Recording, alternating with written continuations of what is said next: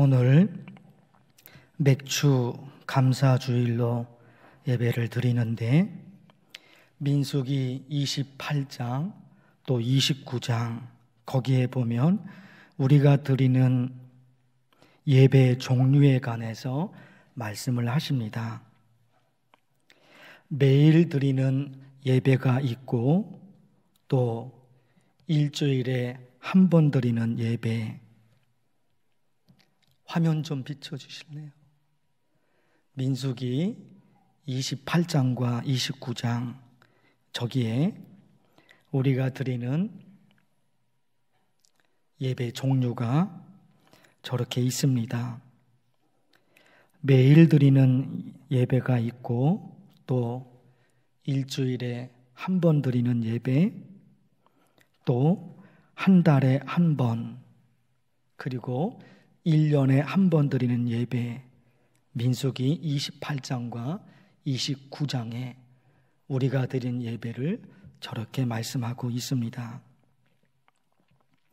매일 드리는 예배, 거기 보면 상번제 그렇게 되어 있어요. 어쩌다가 한두 번 드리는 예배가 아니라 매일 드리는 예배, 그래서 항상 상번제. 일주일에 한 번 드리는 예배도 있죠. 안식일, 지금 우리가 드리는 주일 예배, 일주일에 한 번 드립니다. 거기다가 한 달에 한 번 드리는 예배도 있습니다. 그 예배를 초하루 예배 혹은 월삭 예배 그러죠. 매월 첫날에 1월 1일, 2월 1일, 3월 1일, 4월 1일 매월 첫날에 드린다 그래서 한 달에 한 번 초하루 예배 그렇게 얘기를 합니다. 그런가 하면 1년에 한 번 드리는 예배 절기가 있어요. 유월절, 맥주절, 또 나팔절, 속죄일, 초막절 이런 말씀들이 민수기 28장과 29장에 있습니다. 그 중에 1년에 한 번 드리는 절기 예배, 여러분 마지막 부분에 보셨는데 5가지 보셨는데 또 5가지만 있는 것이 아니라 초실절을 포함해서 몇 가지가 더 있어요. 그렇지만 1년에 한 번 드리는 절기 예배의 핵심은 3가지에 있습니다. 3가지. 그 하나가 유월절, 또 하나가 맥주절, 또 하나가 초막절. 오늘 설교 제목을 그렇게 정했어요. 유월절, 맥주절, 초막절. 초막절이 추수감사절이거든요. 그러니까 성경에 매일 드리는 예배, 일주일에 한 번, 한 달에 한 번, 또 1년에 한 번 이런 예배들이 쭉 있습니다. 3가지 절기를 간략하게 설명을 드릴 텐데 첫 번째는 유월절입니다. 15절 말씀에 여러분 보시면 15절 너는 무교병의 절기를 지키라. 내가 내게 명령한 대로 아비월에 정한 때에 이래 동안 무교병을 먹을지니 이는 그 달에 내가 애굽에서 나왔음이라. 오늘 읽으신 15절 말씀, 이 말씀이 유월절에 관한 말씀입니다. 15절 끝부분에 너가 애굽에서 나왔음이라. 이스라엘 백성들이 애굽에서 나오기 전날 밤에 하나님께서 모세에게 명령을 하셔요. 이스라엘 사람들 집 문 기둥에 양의 피를 발라라. 왜냐하면 양의 피가 발라져 있으면 죽음의 사자가 죽음의 재앙을 내리지 않겠다는 겁니다. 여기서 유월절 개념이 만들어졌어요. 한문으로 넘을 유자에 넘을 월. 죽음의 사자가 양의 피를 보고 재앙을 내리지 않고 넘어갔다. 재앙을 내리지 않고 넘어갔습니다. 그래서 유월절이거든요. 유월절이 1년에 한 번 지켜야 되는 아주 중요한 첫 번째 절기였습니다.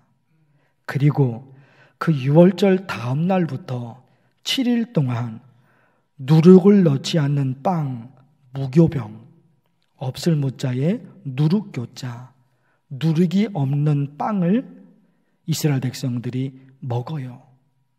그래서 유월절 다음 날부터 7일 동안을 무교절이라고 불렸습니다. 무교절, 누룩이 없는 빵을 먹는 절기. 그러니까 유월절은 이렇게 무교절과 연결이 되어 있는 겁니다. 그런가 하면 또 한 가지 절기가 맥추절입니다. 맥추절 16절에 있어요. 맥추절을 지키라 이렇게 말씀하는 거 16절 앞부분에 있습니다. 한 해에 농사지어서 한 해 이스라엘 백성들이 첫 열매로 거두는 게 보리입니다. 한 해를 시작하면서 첫 열매를 거두는 것이 보리거든요. 그 보리를 추수해서 하나님의 은혜로 보리를 거둔 겁니다. 그거 감사해서 맥추절을 지켜요. 맥자가 보리 맥자거든요. 하나님의 은혜로 이 보리를 거두게 되었다. 그거 감사해서 맥추절을 지킵니다. 그리고 첫 열매를 하나님께 바친 날로부터 49일 동안 또 그 절기를 지킵니다. 49일. 그 절기를 77절이라고 말합니다. 왜냐하면 49일이 7주잖아요. 한 주는 7일이고 또 7주니까 7 곱하기 7 그래서 49일. 49일 동안 이렇게 맥추절을 이어서 77절을 지킨다 말입니다. 77절 다음이 49일 다음이 오순일입니다. 오순이 50일 뜻이거든요. 그래서 50일째 되는 날 77절을 마무리하는 오순절을 지킵니다. 77, 49일, 그 다음에 오순 50일이거든요. 그 50일째 되는 날을 오순절로 지킵니다. 오순절이 왜 중요하냐? 신약시대로 넘어와서 오순절에 성령께서 불로 역사하시거든요. 성령 강림입니다. 하나님의 영이 이 땅에 사람들에게 내려옵니다. 그래서 그 오순절을 우리는 성령 강림 주일로 지키게 되며 마지막 하나가 초막절이거든요. 초막절이 16절 중간 이후에 있는데 수장절을 지키라. 이는 내가 수고하여 이룬 것을 연말에 밭에서부터 거두어 저장함이라. 이스라엘 백성들이 애굽에서 나와서 광야를 지나가는데 초막에서 살았거든요. 광야 지나가면서 초막에서 살아요. 그래서 초막절을 지킵니다. 혹은 장막절, 초막이나 장막이나 같은 말이죠. 이때는 있잖아요. 초막절을 지키면서 이제 보리와 밀을 추수한 다음에 여름이 지나 가을이 돼서 포도든지 혹은 올리브, 대추, 야자, 무화과, 이스라엘입니다. 지금도 그러거든요. 그런 열매를 추수합니다. 한 해의 마지막 추수입니다. 그래서 그 날을 추수감사주일, 그 초막절을 추수감사주일로 지켰던 거예요. 그리고 열매를 추수해서 한 해 마지막 열매를 다 추수해서 저장을 합니다. 그래서 그 절기를 수장절이라고 부르는 거예요. 거둘 숫자에 저장할 장. 하나님의 은혜로 이렇게 추수를 다 거둬서 다음에 먹을 것을 위해서 저장하게 되었습니다. 거둔 것도 하나님의 은혜. 이 열매를 저장할 수 있는 것도 하나님의 은혜. 그래서 이렇게 절기를 지켜요. 유월절, 그리고 맥추절, 초막절, 1년에 한 번 있는 절기 반드시 지켜야 된다. 3가지 절기를 하나님께서 그렇게 강조하셨습니다. 지금 말씀드린 대로 이 3가지 절기가 다 하나님의 은혜에 감사해서 지키는 절기입니다. 6월절 말씀을 드렸죠. 15절에 있는 거, 내가 애굽에서 나왔습니다. 이스라엘 백성들이 그 애굽 땅에서 430년 동안 노예로 있었어요. 430년 영원히 노예로 있을 수밖에 없잖아요. 그런데 하나님이 하나님의 강권하심으로, 하나님의 전적인 은혜로 노예로 있었던 이스라엘 백성들이 하나님의 은혜로 해방이 됐어요. 그거 너무너무 감사해서 6월절 절기 지켜요. 맥추절 말씀을 드렸죠. 16절, 첫 열매를 거둠이니라. 한 해 농사 시작을 하는데 첫 번째로 보리를 거두거든요. 이 거둔 것이 내 힘으로 거둔 것이 아니라 하나님의 은혜로 내가 열매를 거두었습니다. 이게 너무너무 감사해요. 그래서 맥추절 절기를 지켜요. 초막절 마지막 절기가 있었죠. 이것도 16절 말씀 끝에 있단 말이에요. 너가 수고하여 이룬 것을 연말에 밭에서부터 거두어. 네가 수고했다. 수고한 거 내가 너에게 열매를 준다. 이스라엘 백성들이 수고했지만 하나님의 은혜 없이 어찌 열매를 거둘 수 있었겠습니까? 하나님이 거두게 하신 거예요. 그거 너무너무 감사해서 초막절을, 추수감사절을 그들이 지켰던 겁니다. 그런데 여기 한번 보세요. 감사라는 단어, 첫 글자가 감이라는 글자죠. 한문으로 느낄 감입니다. 느낄 감. 그러니까 감사는 어디에서 나오느냐? 느끼는 감정에서. 아, 감사하다. 이게 느껴져요. 아, 감사하다. 이게 느껴지니까 입으로, 손으로 감사의 언어, 감사의 행동이 나옵니다.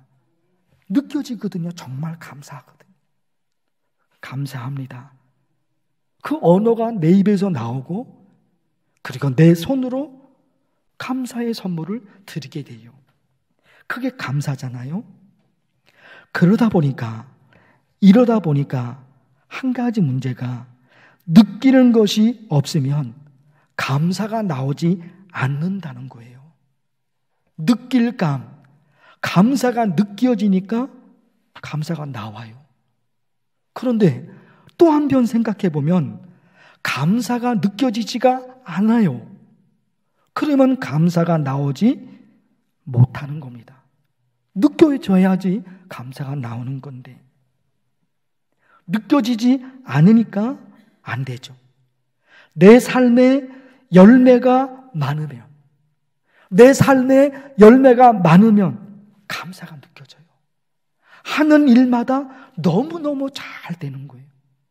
감사하잖아요. 신앙이 있으니까. 그런데 그렇게 열심히 살았는데 내 삶에 열매가 없단 말이에요. 하는 일마다 실패가 돼요. 이러면 느낌이 없잖아요. 감사의 느낌이 없어요. 감사가 어려워요. 이런 게 문제입니다. 여기 자기가 게을러서 열매를 거두지 못했다면 누구를 원망하겠습니까? 자기가 게을러서 열매가 없는 건데 누구 탓하며 누구를 원망하겠습니까? 게으른 자기를 원망하는 거, 그거밖에 없어요. 자기가 게을렀으니까, 자기가 일을 하지 않았으니까. 다른 사람 뭐 원망합니까? 게으른 자기, 이렇게 살아온 나, 자기가 자기를 원망할 수밖에 없어요. 다른 길은 없어요. 그러나 게으르지 않았단 말입니다. 누구보다도 열심히 살았습니다. 가정에서도 우리는 신앙을 갖고 있으니까 신앙생활도 누구보다도 열심히 한 거예요. 살기 위해서, 돈을 벌어보기 위해서 누구보다도 열심히 했습니다. 그런데 그럼에도 불구하고 열매가 없어요. 이때는 어떻게 하냐 말이에요. 생각해 보니까 내가 정말 게을렀어요. 편한 일 하려만 했지 고된 일 그건 안 하려고 그랬어요. 그러니까 열매가 없는 거예요. 이건 뭐 아무것도 없어요. 자기 원망하는 거예요. 자기를 원망할 수밖에 없어요. 그런데 그것이 아닐 때가 있잖아요. 누구보다도 열심히 살았는데 열매가 없단 말이에요. 그때는 어떻게 해야 할까?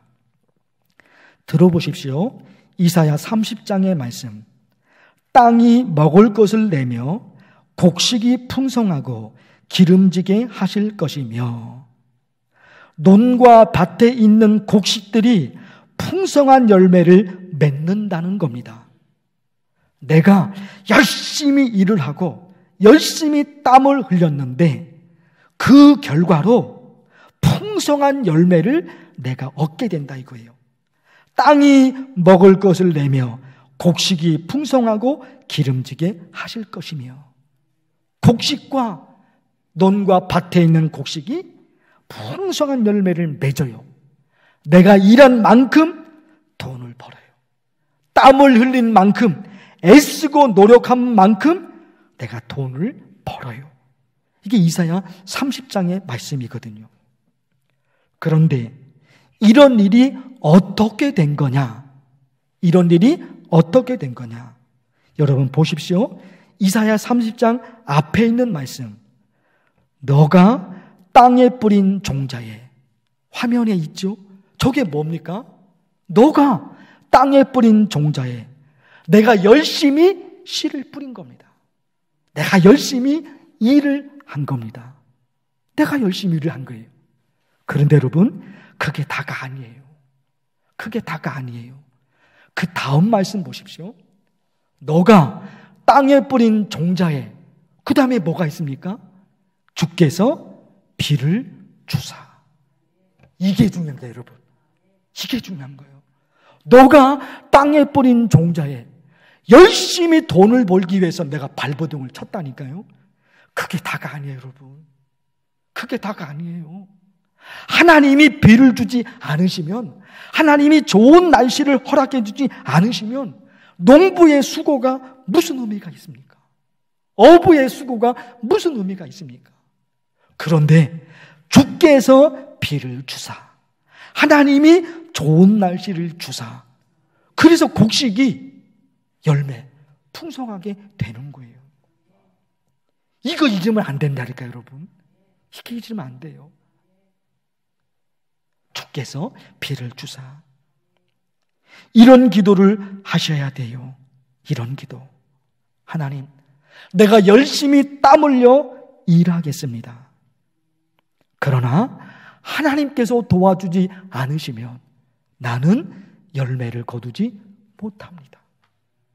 이거 해야 돼요. 내가 누구보다도 땀 흘려 일하겠습니다. 땀 흘려 일하겠습니다. 그러나 하나님이 도와주지 않으시면 이 땀도 의미가 없습니다. 열매를 거둘 수 있도록 나를 도와주시옵소서. 이런 기도도 이어집니다. 환경을 탓하지 않겠습니다.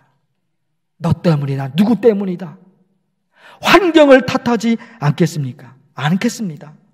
주어진 환경에서 최선을 다하겠습니다. 원망 없이, 불평 없이 내가 살겠습니다. 그러하오니 열매를 거둘 수 있도록 도와주소서.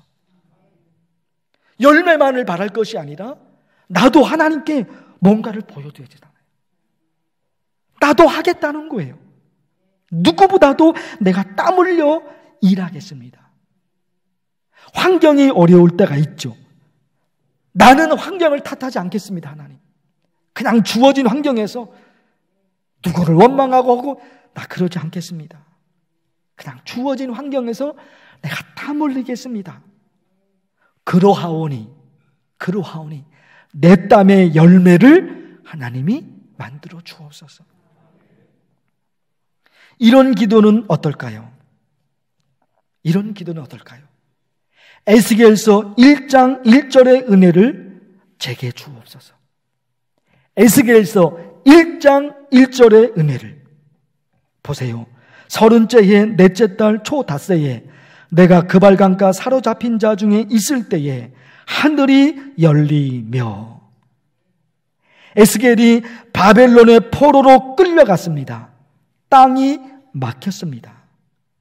그런데 하나님은 하늘 문을 열어주십니다. 이겁니다. 그래서 기도하는 거예요. 하나님, 아무리 노력을 해도 열매가 없습니다.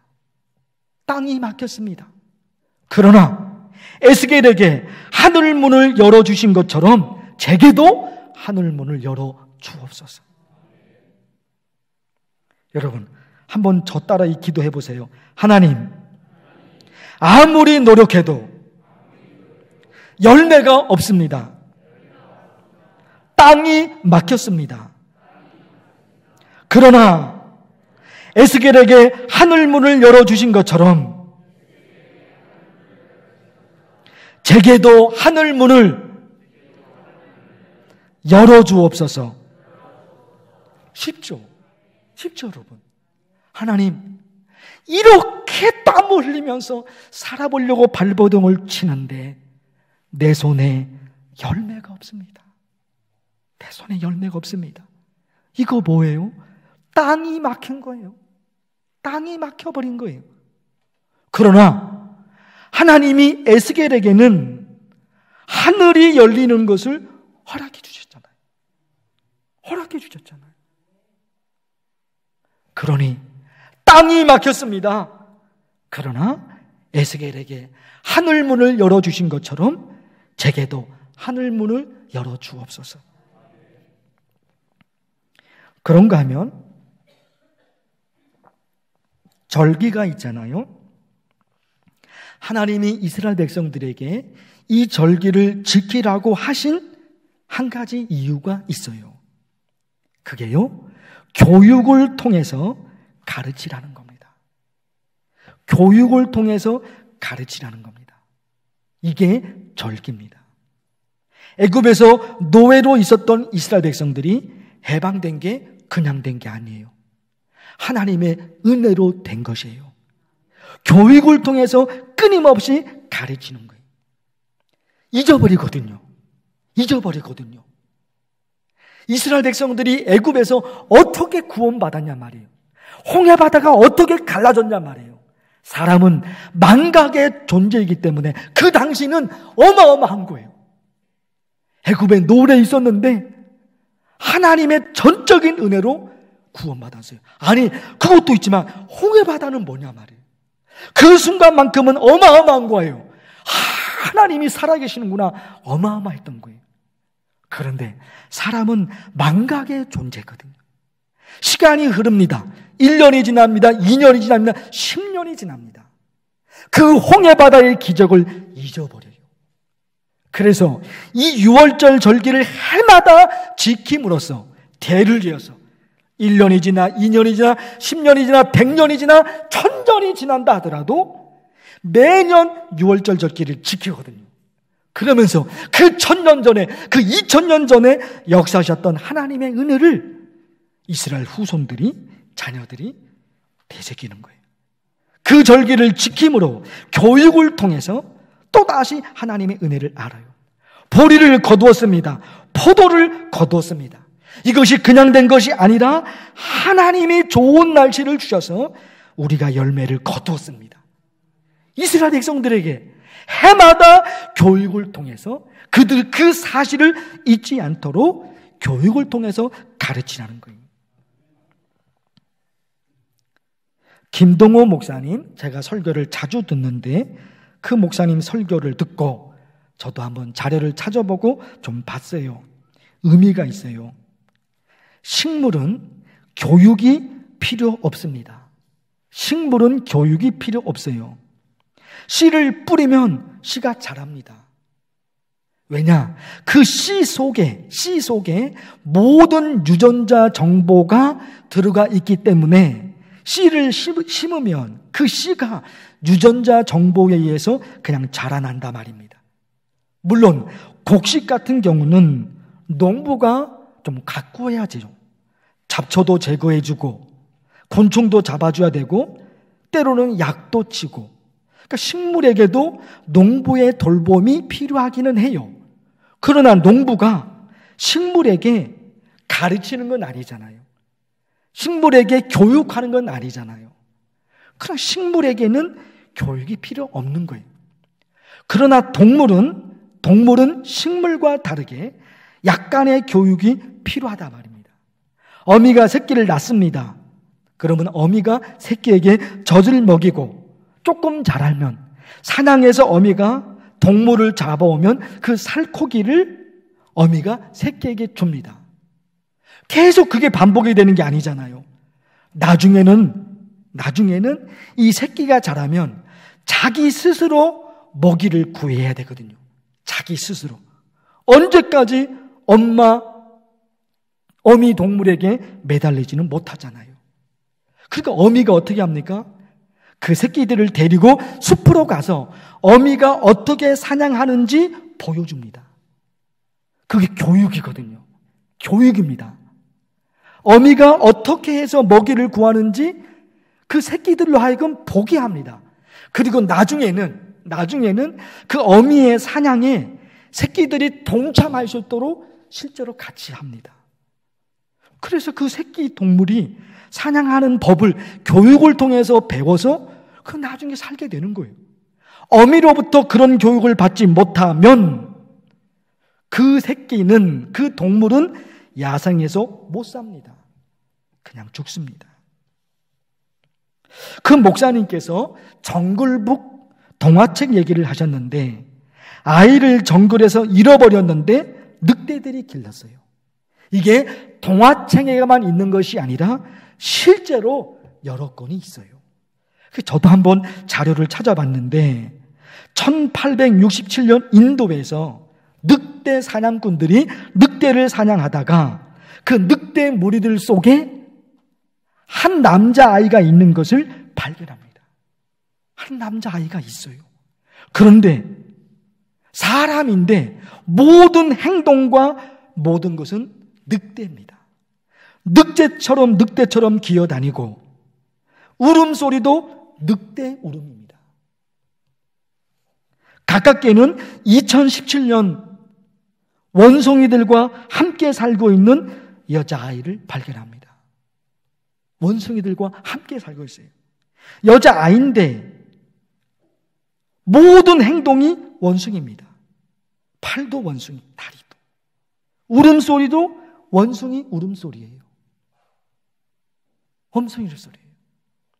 이게 여러분 너무너무 안타까운 일인데, 사람으로 태어났지만 사람 교육을 받지 못하니까 동물로 사는 거예요. 너무너무 안타깝죠. 사람으로 태어났지만 사람의 교육을 받지 못하고 동물의 교육을 받으니까 동물로 살아요. 사람으로 살지 못하는 거예요. 너무너무 안타깝죠. 동화책 얘기가 아니라 실제로 그게 있는 거예요. 우리 신앙에 적용하고 싶은 겁니다. 우리 신앙에. 우리가 예수 그리스도를 믿어 천국 백성이 되었습니다. 그러나 하나님의 말씀으로 교육받지 못하면 천국 백성으로 못 살아요. 사람으로 태어났지만 사람의 교육을 못 받아요. 그러니 동물로 살아요. 천국 백성이 되었지만 하나님의 말씀으로 교육받지 못하니까, 하나님의 말씀으로 자기를 고치지 못하니까 천국 백성으로 못 살게 돼요. 복 있는 사람은 악인들의 꾀를 따르지 아니하며 죄인들의 길에 서지 아니하며 오만한 자들의 자리에 앉지 아니하고 오직 여호와의 율법을 즐거워하여 그의 율법을 주야로 묵상하는도다. 누가 복 있는 사람이에요? 하나님의 말씀. 시편 119편, 이 말씀은 나의 고난 중의 위로라. 주의 말씀이 나를 살리셨기 때문이다. 삶의 열매가 없습니다. 감사하고 싶은데 느껴지지가 않습니다. 고난입니다. 그런데 그 하나님의 말씀이, 이 하나님의 말씀이 그 고난 중에 위로가 됩니다. 왜? 하나님의 말씀이 나를 살립니다. 하나님의 말씀이 나를 살립니다. 하나님의 말씀이 우리 자녀를 살립니다. 주의 법이 나의 즐거움이 되지 아니하였더라면 내가 내 고난 중에 멸망하였으리라. 하나님의 말씀이 나의 즐거움이 되지 않았더라면, 하나님의 말씀으로 교육받지 않았더라면, 하나님의 말씀으로 나를 고치지 않았더라면 나는 이 고난 중에 멸망하였을 것입니다. 그러나 너무나 다행스럽게도 그 힘들고 어려운 고난 속에서도 하나님의 말씀이 나의 즐거움이 되었고 하나님의 말씀이 나를 교육시키셨습니다. 그것은 내가 지금 살고 있어요. 기도하겠습니다.